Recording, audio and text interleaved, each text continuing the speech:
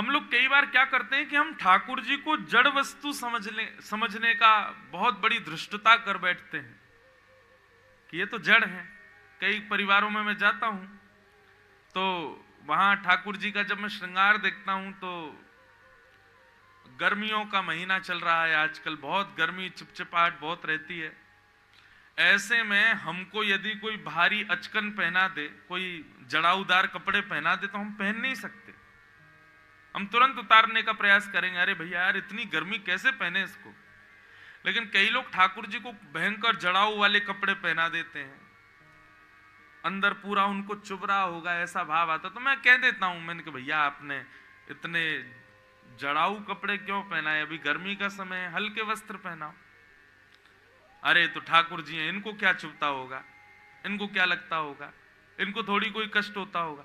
इस प्रकार का भाव यदि आप ठाकुर जी के प्रति रख रहे हो तो इसका मतलब यह है कि आप उनको चैतन्य नहीं जड़ समझते। ठाकुर जी साक्षात चैतन्य है, उनको एक एक चीज अनुभव होती है। ये भाव जब तक आपके हृदय में नहीं आएगा तब तक वो पाषाण ही है, तब तक वो मूर्ति ही है। आप जैसे ये भाव रखोगे तो चैतन्य है, चैतन्यता के भाव से जब उनकी सेवा करोगे तब ठाकुर जी प्रसन्न होंगे। नाथ द्वार कितने लोग गए नाथ द्वारा, हाथ ऊपर करो। 10, 15, 20 लोग, 50 लोग गए हैं। जो लोग नहीं गए एक बार जरूर जाना। तो श्रीनाथ जी का मंदिर है नाथ द्वार में। श्रीनाथ जी के दर्शन करने के बाद आप जैसे ही निकलोगे बाहर तो बगल में ही नवनीत प्रिया जी का मंदिर है। मंदिर के अंदर ही नवनीत प्रिया जी विराजते, इतने छोटे से लड्डू गोपाल हैं और वो श्रीमद वल्लभाचार्य जी के सेवित ठाकुर जी हैं। उन्होंने वल्लभाचार्य जी के साथ में पूरी पृथ्वी की परिक्रमा भी की है। और आज के ठाकुर जी नहीं, बड़े प्राचीन ठाकुर जी हैं नवनीत प्रिया जी। उनको नवनीत प्रिया जी के नाम से सब उच्चारण करते हैं। तो नाथ द्वार का एक नियम है कि जब भोग आता है ना ठाकुर जी का, तो श्रीनाथ जी का जब भोग लगेगा तो सारी भोग सामग्री गर्भगृह में आती है ठाकुर जी के सामने। पर नवनीत प्रिया जी का जब भोग लगेगा, नवनीत प्रिया जी रसोई घर में जाते हैं, छोटी सी गद्दी पर विराजमान होके रसोई में जाते हैं, रसोई में बैठ के भोजन करते हैं। उनके पास भोग नहीं आता, वो भोग के पास जाते हैं। और भोजन प्रणालिका का एक नियम होता है कि ठाकुर जी के सन्मुख मीठी वस्तु रखो, ठाकुर जी से थोड़ी दूरी पर कुछ सब्जी आदि रखो, फिर थोड़ी दूरी पर रोटी आदि, चावल आदि जो भी वो वस्तु रखो, फिर सबसे अंत में नमकीन कुछ इस तरीके का भाव रखो, फिर अंत में दूध घर की सामग्री रखो। इस प्रकार एक नियम है ठाकुर जी के भोग। लेकिन यह है कि ठाकुर जी के बिल्कुल सन्मुख मीठी वस्तु होनी चाहिए। भोग ऐसे ही लगाते ठाकुर जी। अच्छा, एक बात और, अभी मैं जगन्नाथपुरी में कथा कर रहा था तो वहां मैंने स्कंद पुराण पढ़ा। तो स्कंद पुराण के पुरुषोत्तम महात्मा में कहते हैं कि भगवान को थाली में नहीं, सारी सामग्री का भोग लगाओ। अब ये संभव तो नहीं है, लेकिन सुन लीजिए कि ठाकुर जी के आगे थाली मत रखो, तो बोले पूरी पूरी कढ़ाई रखो ठाकुर जी के आगे, पूरी पूरी सामग्री रखो। तो उसमें पुरुषोत्तम खंड में वर्णन करते हुए श्री वेदव्यास जी कहते हैं, आपने अगर थाली में ठाकुर जी का भोग रखा तो आपको जितना भाया आपने उतना रखा, लेकिन ठाकुर जी को ज्यादा भूख लगी हो तो आप क्या करोगे? एक भाव तो यह है। और हमारे वृंदावन ब्रज का भाव यह है कि सारी सामग्रियां ठाकुर जी के आगे रख के पर्दा कर दो, फिर उसके बाद में श्री राधा रानी पधारेंगी और ठाकुर जी को जो प्रिय लगेगा वो ठाकुर जी को पवाएंगी। तो इसलिए ये भाव की बात है कि थाली ना रख करके पूरी पूरी सामग्री रखो। अब जिन लोगों से संभव नहीं हो पाए वो मत करना, वो तो थाली में ही लगाना। लेकिन जिनसे संभव हो सके तो बड़े बड़े पात्र ले आओ। दाल बनाई पात्र में डाली, कढ़ी बनाई पात्र में डाली, कुछ मिष्ठान बनाया पात्र में डाला, पूरी पूरे पात्र ठाकुर जी के आगे रखो और एक तरफ खाली कटोरी, थाली, चम्मच और ग्लास रख दो। ठाकुर जी अब जो जो आपको भाई रुचि लगे उसको पाओ प्रेम से, और 20-25 मिनट के लिए बाहर रहो, ठाकुर जी प्रेम से भोग लगाएंगे। अच्छा एक और बात, पुष्टि मार्ग में ऐसा वर्णन करते हैं कि ठाकुर जी अकेले भोग नहीं लगाते। जैसे ही हम पर्दा कर देते हैं ठाकुर जी अपने सब सखाओं को बुला लेते हैं, ए मधुमंगल श्री दामा, तन सुखा मन सुखा धन सुखा सबरे आ जाओ, देखो हमारे आज अर्चक ने कितना बढ़िया भोजन बनाया है। अब एक थाली में ही रख दोगे ठाकुर जी के आगे तो बेचारे सारे सखा भूखे रह जाएंगे, और सखा भूखे नहीं रहेंगे, हमारे लाल जी इतने दयालु, सब सखाओं को खिला देंगे, खुद भूखे रह जाएंगे। एक पद आता है, तेरी पैया लागू गिरधर लाल, भोजन अरोगो, ऐसे करके एक पद है अष्ट सखाओं का। उस पद में यशोदा मैया कहती है, लाला तू पूरे दिन भूखो रे। ठाकुर जी बोले क्यों?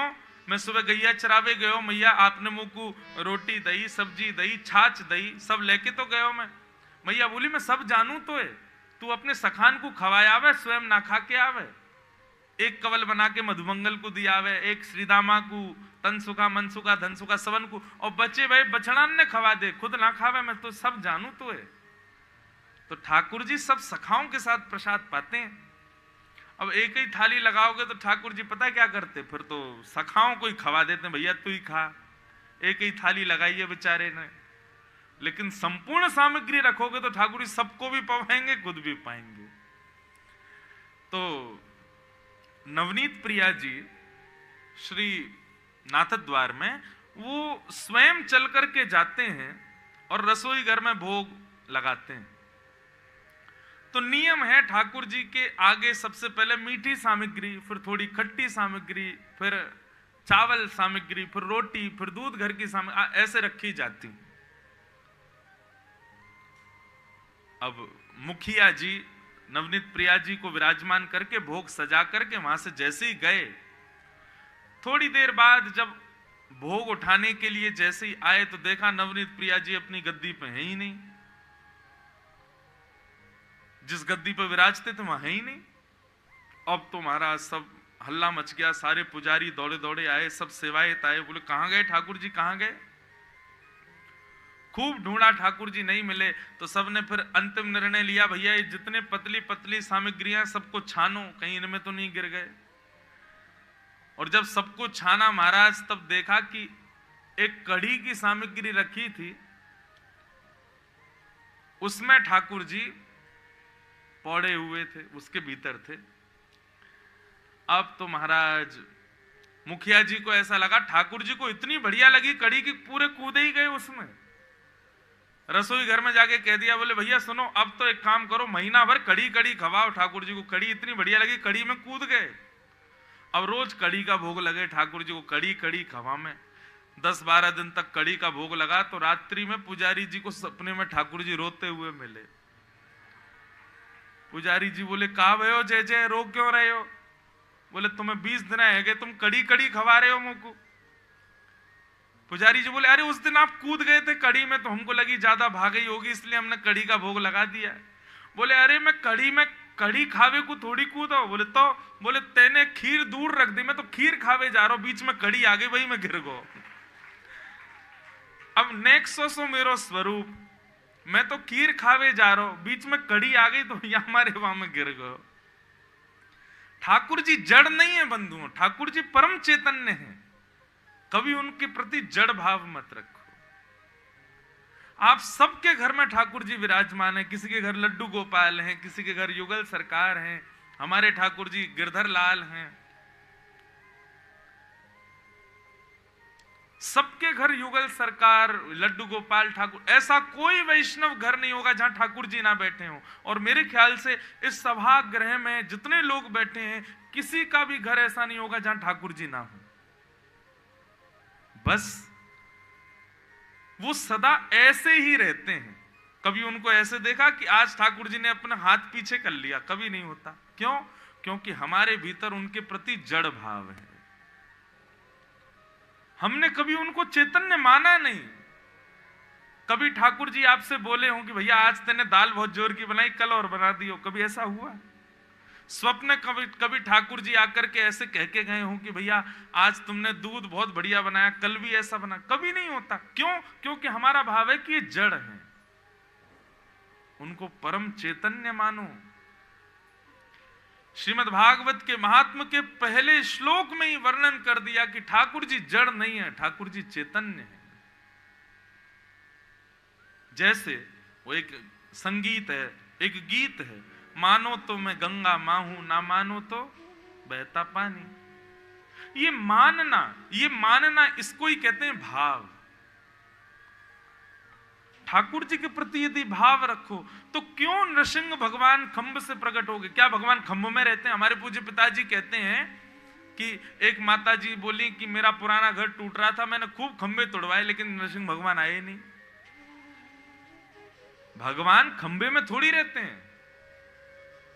प्रहलाद का विश्वास खंभे में से भगवान को प्रकट करता है, विश्वास रहता है। ठाकुर जी तो सब जगह रहते हैं। विश्वास तो हो हमारे भीतर, भाव तो हो हमारे भीतर। विश्वास और भाव की नींव पर भक्ति टिकती है। मैं कितना तिलक लगाता हूं, कैसी पोशाक धराता हूं, इस पर भक्ति नहीं टिकती। आपका भाव कैसा है? भक्ति हो तो कर्मा जैसी, सांवरियों घर आवे गो। और फिर क्या है अगली पंक्ति? अगली पंक्ति क्या है? हमें भी याद नहीं आ रही। ले चलो, कर्माबाई की भक्ति तो सब जानते हो, हैं ना? वो तो दूसरी पंक्ति है, बाबा हमारो गाम गयो है, ना जाने कब आवेगो, ऊके भरोसे बैठो रहो तो भूखो ही रह जाएगो। थाली भर के लाई खींचड़ो, ऊपर घी की बात की, जीमो मारा शाम घड़ी, जिमावे बेटी जान की। थाली भर के लाई खींचड़ो, ऊपर घी की बात की, जीमो मारा शाम घड़ी, जिमावे बेटी जान की।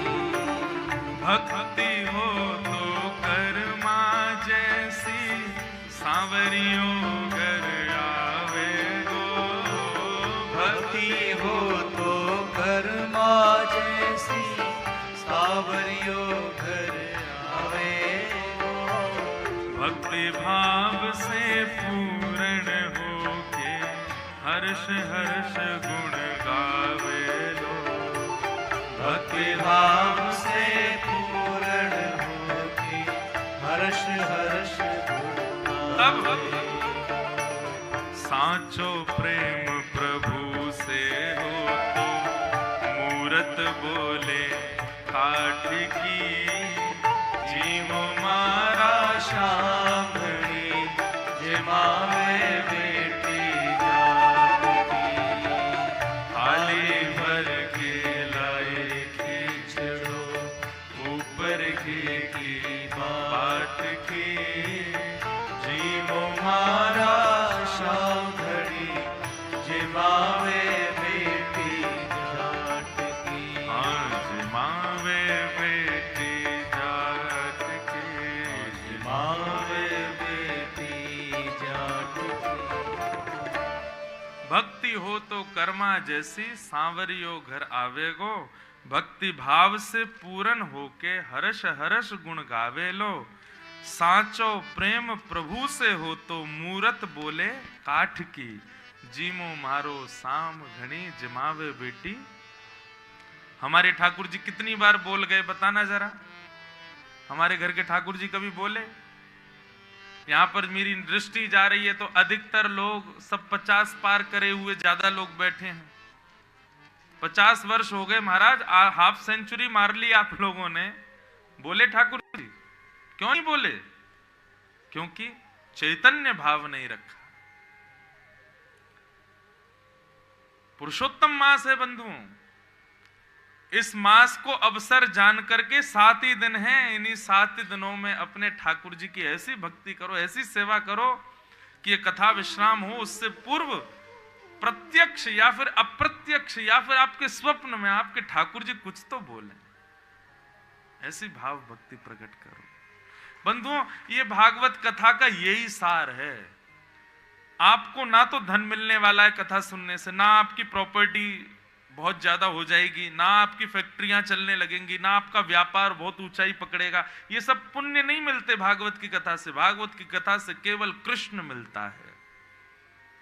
जो व्यक्ति पुण्य की कामना से, अपने व्यापार की वृद्धि की कामना से, अपने इष्टों के, अपने पूर्वजों की मुक्ति की कामना से कथा सुनते हैं, क्षमा करिए आप गलत स्थान पर बैठे हो, क्योंकि भागवत केवल आपको कृष्ण देगी और कुछ नहीं दे सकते। यहां तो कृष्ण की कामना करो। तो भगवान कैसे हैं? चैतन्य है, परम चैतन्य, चैतन्य भक्ति। ठाकुर जी को परम चैतन्य मानो। तो भगवान का पहला रूप क्या है? सत्य। ठाकुर जी का दूसरा रूप क्या है? चैतन्य। भगवान चैतन्य है। और ठाकुर जी का तीसरा स्वरूप क्या है? मेरे पीछे जो ठाकुर जी, बताओ कौन से ठाकुर जी हैं ये?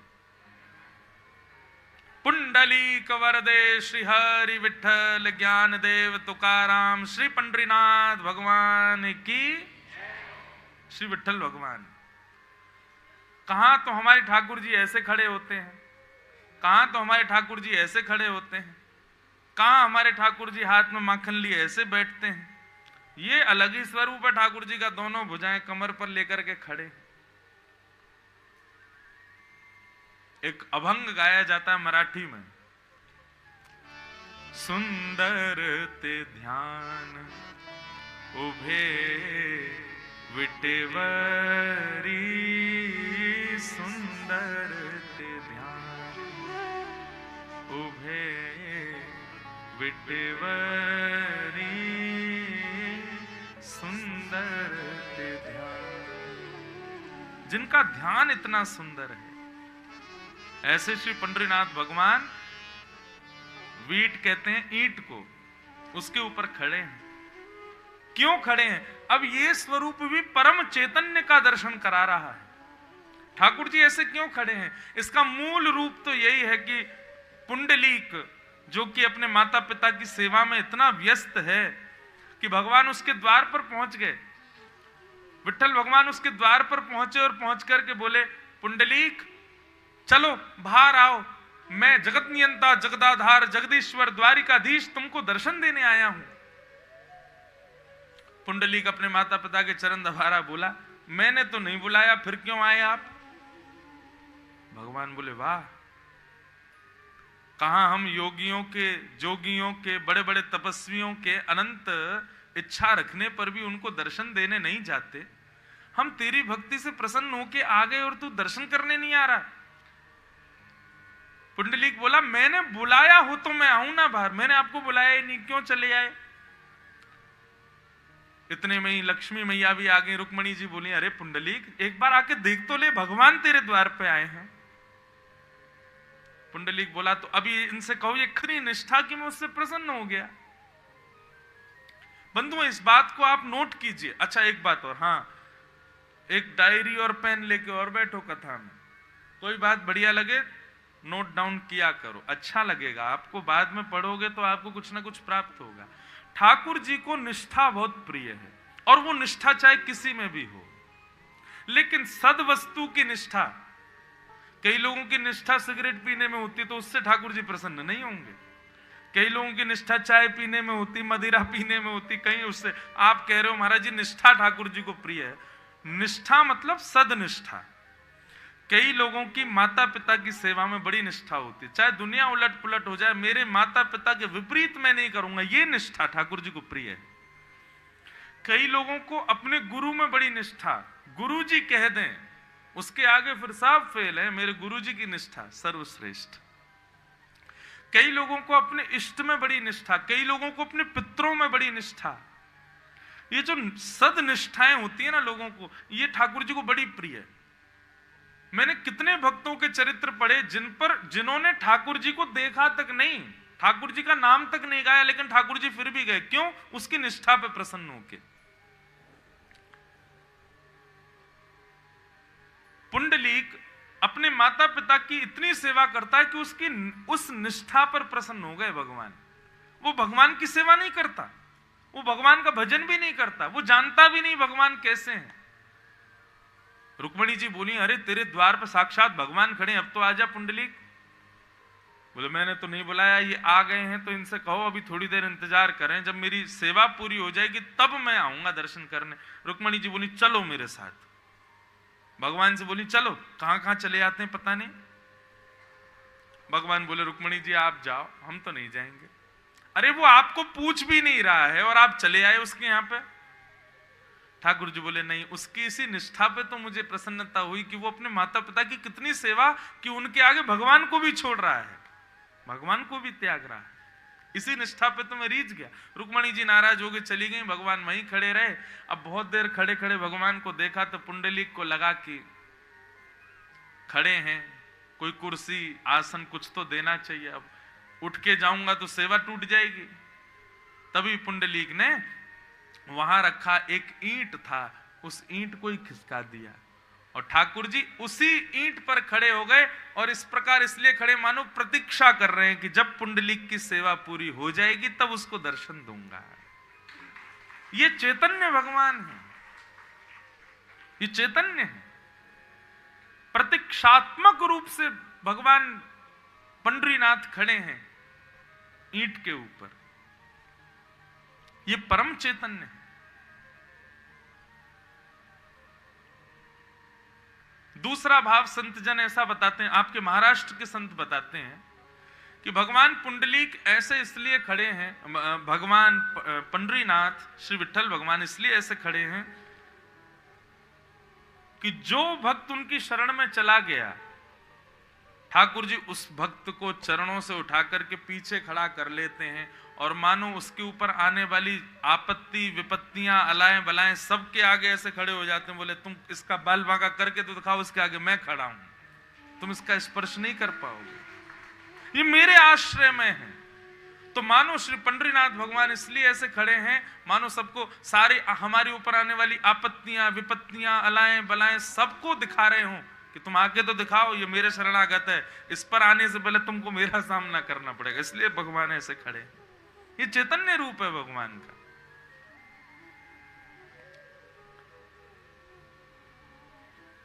तो भगवान चैतन्य है बंधु, बस कोई भाव रखे उनके प्रति चैतन्य का। आज भी पंढरपुर में श्री पंडरीनाथ भगवान को ये पीला चंदन का, केसर का चंदन लगाया जाता है ठाकुर जी को बढ़िया बीच में माथे पर, और उसके बीच में काली बिंदी लगाई जाती है, इस स्वरूप में भी विद्यमान है। ये काली बिंदी क्या है पता है?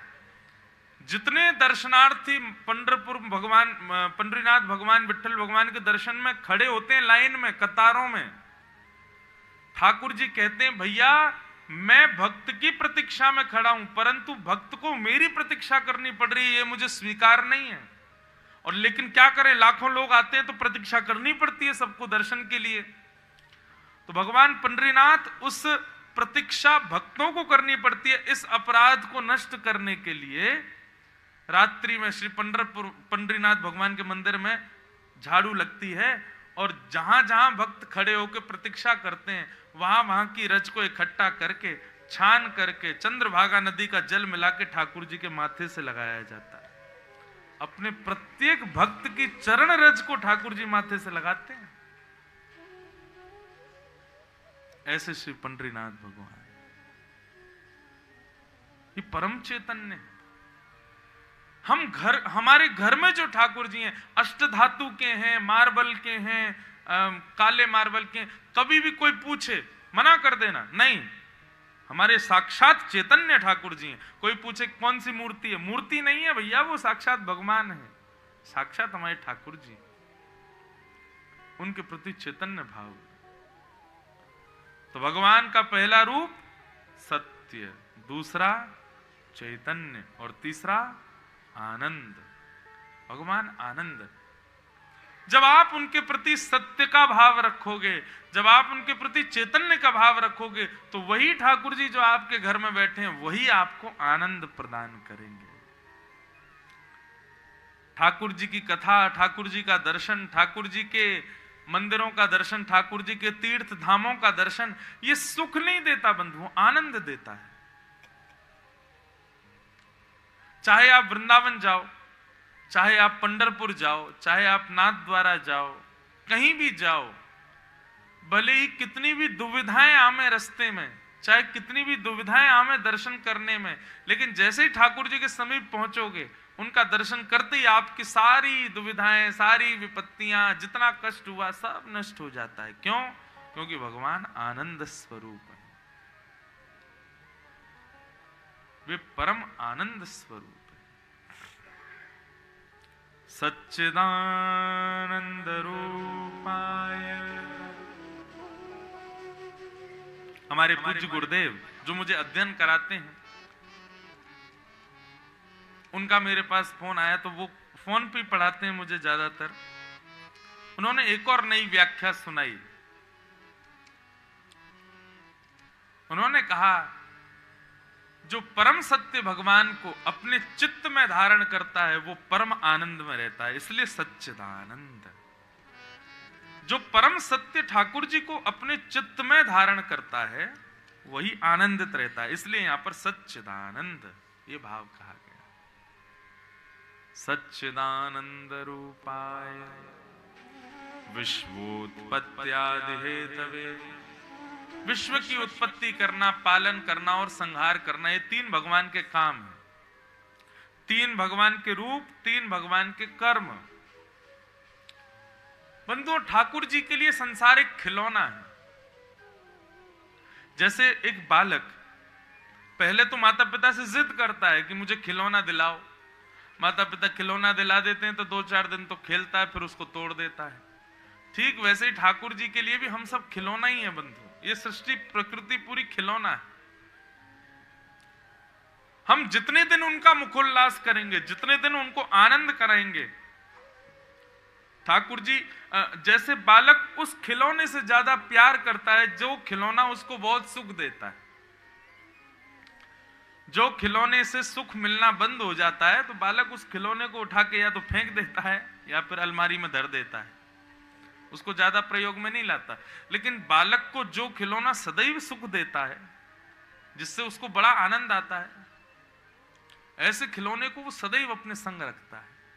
ठीक वैसे ही बंधुओं, भक्ति के द्वारा, भाव के द्वारा, नियमों के द्वारा हम आप सब लोग जितना ठाकुर जी का मुखोल्लास करेंगे, ठाकुर जी उतना हमको अपने सामीप्य में रखेंगे, उतना हमको प्रेम करेंगे। हम सब खिलौने हैं ठाकुर जी के, ठाकुर जी हमारे साथ खेल रहे हैं। और एक बात और कहूं, जो खिलौना बालक को बहुत प्रिय होता है, बालक उसको एक क्षण के लिए भी आराम नहीं करने देता। मतलब जो व्यक्ति रूपी खिलौना ठाकुर जी को ज्यादा पसंद आ गया, विपत्तियां भी सबसे ज्यादा उसी के जीवन में ही आएंगी। क्यों? ठाकुर जी की नजर 24 घंटे उसी पे ही रहती है। तो 24 घंटे उसको कुछ ना कुछ एक विपत्ति दूर नहीं होगी, दूसरी विपत्ति दे देंगे। स्वामी विवेकानंद अपने प्रवचन में एक बात कहते थे, अगर आपकी लाइफ बहुत इजी चल रही है, जैसा आप चाहते हो वैसा सब हो रहा है, जो आप सोचते हो तुरंत पूरा हो जाता है, तो इसका मतलब आप जी ही नहीं रहे हो। ठाकुर जी की आप पर दृष्टि नहीं है। क्यों? आप जैसा चाहते हो वैसा आपके साथ हो रहा है। जो विचार करते हो वो पूर्ण हो जाता है। जिस कार्य को करने जाते हो 2 मिनट में सिद्ध हो जाता है। तो इसका मतलब ये कि आप जी नहीं रहे हो। कौन जी रहा है? जैसा सोचे वैसा होवे ना, जिस कार्य को करे उसमें विघ्न आ जाए, जैसी विचारधारा रखे उसके विपरीत हो। मतलब प्रतिकूलताएं जीवन में जिसके हैं, समझो वो जी ही नहीं रहा, उसके जीवन में जरूर कोई कमी है, ठाकुर जी की दृष्टि नहीं है, इसीलिए उसके सब अनुकूल होता जा रहा है। लेकिन किसी के जीवन में बार बार प्रतिकूलताएं आ रही हैं, तो इसका मतलब ये समझना चाहिए ठाकुर जी की उस पर दृष्टि है। इसको इस प्रकार समझिए, विद्यालय हम सब लोग गए हैं, मैं भी गया हूं, आप लोग भी गए हो, सब स्कूल गए हैं पढ़ने के लिए। जो बच्चा पढ़ने में अच्छा होता है, टीचर्स की भी एक्सपेक्टेशन उसी से ज्यादा होती है कि अच्छा करेगा, अब भी अच्छा करेगा, अगले टेस्ट में भी अच्छा करेगा, अगले एग्जाम में भी अच्छा। लेकिन जो बच्चा पढ़ता ही नहीं है, जो कुछ करता ही नहीं है, जिसका कभी काम पूरा नहीं होता, जो कभी असाइनमेंट्स अपने सबमिट नहीं करता, जो टेस्ट में भी फेल होता है, एग्जाम्स में भी फेल होता है, तो 2 4 5 बार तो समझाते हैं टीचर्स, लेकिन जब बार बार उसकी वही गलती होती है तो फिर टीचर्स क्या कहते हैं? तुम्हारी परीक्षा लेने से कोई फायदा नहीं, तुम्हारा टेस्ट लेने से कोई फायदा नहीं, तुम किसी काम के हो ही नहीं हो, तुम तो बढ़िया स्कूल में पीछे वाली सीट पे बैठा करो, सोया करो आके, क्यों? पढ़ना तुमको है नहीं, तो फिर तुमसे क्या ही एक्सपेक्ट करें? जब बालक अच्छे से पढ़ता नहीं है तो उसके टीचर्स माता पिता को बुलाते हैं, बोले इसको घर ही रखो, घर बार देखे और कोई काम, क्योंकि इसका पढ़ाई में मन नहीं है। और वो बालक चाहता भी वही है कि मुझको स्कूल ना भेजा जाए, मुझे घर ही रखा जाए, तो मतलब उसकी मनवांछित इच्छा पूरी भी होती। लेकिन जो इंटेलिजेंट बच्चे होते हैं, बार बार उनका टेस्ट लिया जाता है और कठिन किया जाता है उनके एग्जाम्स को, क्यों? ताकि उसकी स्किल्स को परखा जा सके कि कितना अच्छा है। ऐसे ही बंधुओं, ये संसार एक हमारी परीक्षा है, 3 घंटे की परीक्षा होती है, ऐसे ही यहां पर 3 युवाओं की परीक्षा है, 3 अवस्थाओं की परीक्षा, युवावस्था, बाल अवस्था, युवावस्था, वृद्धावस्था। परीक्षाएं हम पार कर रहे हैं, लेकिन अनुकूल अनुकूल सब बढ़िया ही बढ़िया, बढ़िया ही बढ़िया, अच्छा ही अच्छा सब चले तो समझो वो व्यक्ति परीक्षा दे ही नहीं रहा है।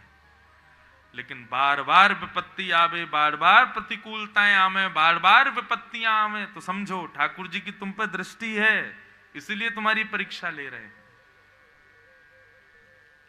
परीक्षाओं से कभी घबराना नहीं बंधु। लाइफ में कितने भी चैलेंजेस आवे, कितनी भी विपत्तियां आवे, कितनी भी प्रतिकूल स्थिति आवे, हर स्थिति को सहो, हर स्थिति को डट करके जियो, उससे लड़ो। लड़ने के लिए आए, योद्धा हैं हम सब, और अपने कर्मों से लड़ रहे हैं। लेकिन कई लोग हार मान जाते हैं, टूट जाते हैं, नहीं कर पाते। अरे ये तो वही बात हो गई कि एग्जामिनेशन हॉल में एग्जाम पेपर देख करके आप सिर पे हाथ धर के बैठो, क्या करें, हम तो पढ़े ही नहीं, हम तो करे नहीं, आता ही नहीं कुछ भी। और बीच बीच में ये जो भागवत की कथाएं होती है ना, ये आपका ट्यूशन है। जैसे बच्चे को एग्जाम से पहले ट्यूशन पढ़ाया जाता है ताकि वो अच्छा प्रदर्शन करे, इसलिए ये भागवत की कथाएं, राम कथाएं, महाभारत की कथाएं, संत जनों के प्रवचन, ये सारे ट्यूशंस हैं। इनको लेकर के अपने जीवन रूपी एग्जामिनेशन को अच्छे से हल करो, जियो, उसको आगे बढ़ो, उसमें रुको मत, घबराओ मत। तो भगवान के हम सब खिलौने हैं।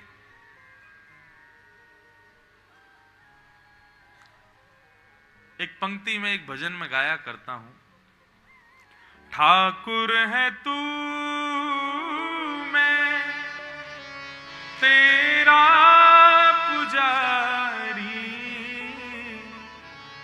तेरा खेल हूं मैं, तू मेरा खिलाड़ी।